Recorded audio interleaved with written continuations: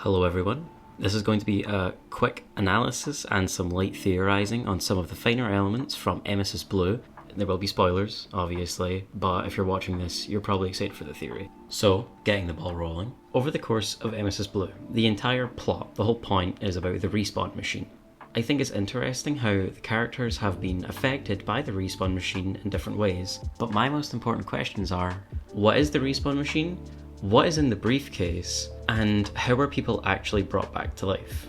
So, beginning with question 1, analysing the opening scene of the movie, we can see that when the respawn machine brings someone back from the dead, they remember what happens in the afterlife. I've heard some people describe this afterlife as a purgatory or as limbo.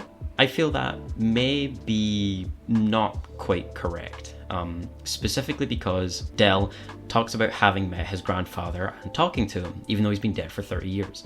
His grandfather remarks on that it's an eternity in the afterlife.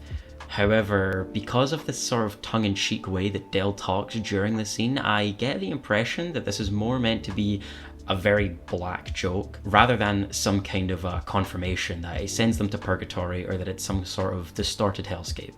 I feel like when the characters die, they die. They are sent to the afterlife, heaven or hell, I feel like it's not really relevant, and then they are brought back from the dead. So we can confirm that when someone dies, their body is seemingly just left there, and some state of being, not their consciousness, but I guess you could say a soul, is sent to the afterlife. What the machine does is it brings them back. It recreates their body fully and their mind. We can see with the Scout that this can become corrupted. However, because we know that it brings the soul back from the dead, it brings everything back from the dead, that's not just some monsterized version of Scout. They brought back Scout from the dead. That is him. So when you get brought back from the respawn machine, you are inside some kind of an output area. It says respawn above the door, and we can assume that there's more than one of these. It was in the Conacher Slaughterhouse, but there could be a second one, because we can hear from later on in the movie, during the Doctor Strangelove reference scene, that Archibald had actually offered the respawn machine to both Redmond and Blutarg. This means that there are two separate respawn machines linked to the same network. So, that answers that question. The respawn machine connects to the mercenaries on a soul level and brings them back from the dead with a wholly new body in the output area. So, what about question 2? What's in the briefcase? Earlier in the movie, we see a box of VHS tapes get knocked over. These VHS tapes all have names on them, and one is The King in Yellow. For as played out as it is, Lovecraftian horror, and the elements from within that mythos is very popular nowadays, and for as much as I can kind of agree, it's getting a little overplayed. I feel like Emesis Blue actually does something very unique with it, and that it is a very background element to the overall movie. So, the briefcase. What's inside it? Well, my opinion, it's not The King in Yellow, but it is an old god. This is a movie that was very much inspired by classic horror and thriller movies as well as novels, and if you know anything about those movies, the small details matter the most.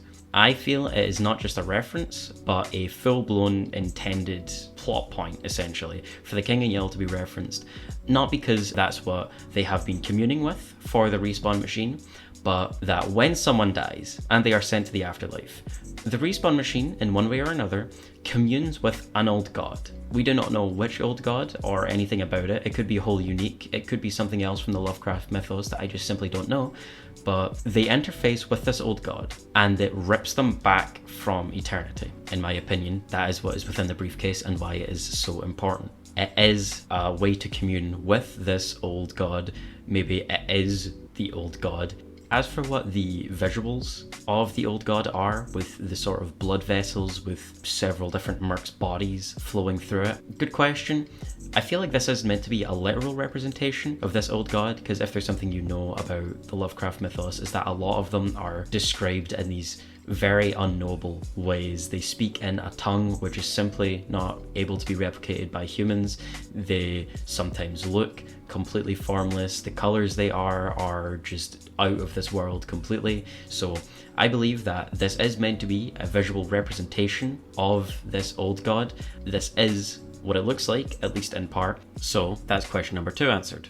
The briefcase contains some way to commune with this old god. Moving on to our final question, how are people actually brought back to life? Although this answer seems simple on the surface, with it simply being the respawn machine brings them back, with the introduction of souls in this theory that I'm creating, I think it's safe to say that what's bringing the mercs back is this old god that is tied to them. The respawn machine is connected to this old god in some way. It directly interacts with it and allows them to bring back their registered users, which are the mercs. But of course, why have the machine in the first place? What's the need for it?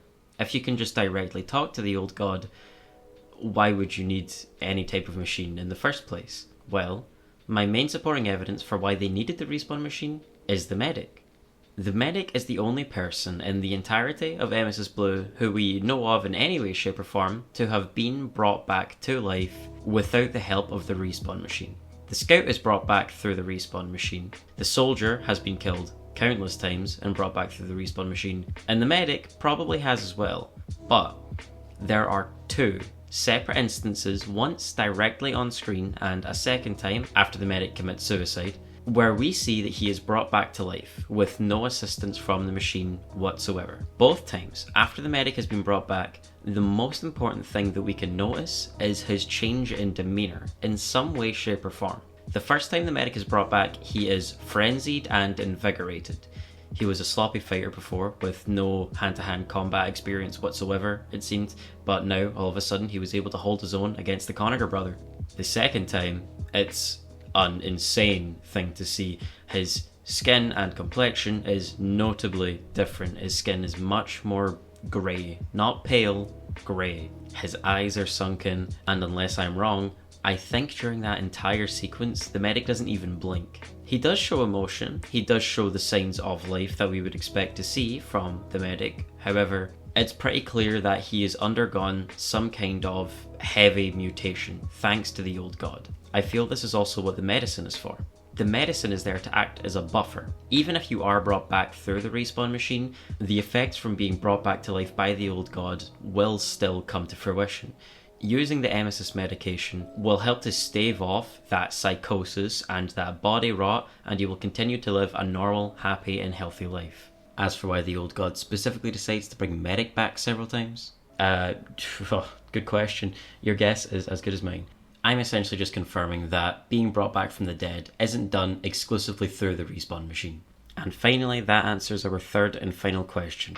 People are brought back directly by an old god in Medic's case, or can be brought back from the respawn machine, which directly communes with the old god. And that is all I have to say on Emesis Blue. I put a decent amount of time and effort into this video, and I've been really practicing my public speaking. A lot of this was just sort of off the cuff, and it does sound like that a little, but hopefully it's not horribly distracting. Either way, I hope you enjoyed, and if you did like the video, like it, I guess, so more people can see, because I want people to see my stuff. I work really hard on this, actually. Yeah. Goodbye.